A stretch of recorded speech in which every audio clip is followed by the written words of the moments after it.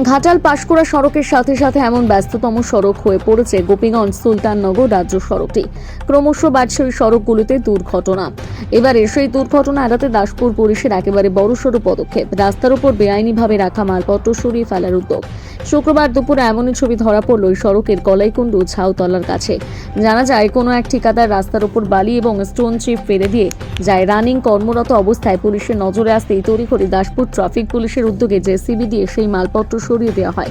সাথে কড়া ভাষায় হুঁশিয়ারি দিয়ে জানানো হলো, রাস্তার উপর এইভাবে মালপত্র বেআইনিভাবে রাখা যাবে না। নজরের এই কড়া পদক্ষেপ গ্রহণ করবে পুলিশ প্রশাসন। এমন কাজে খুশি হয়েছেন মহকুমার সর্বস্তরের মানুষ।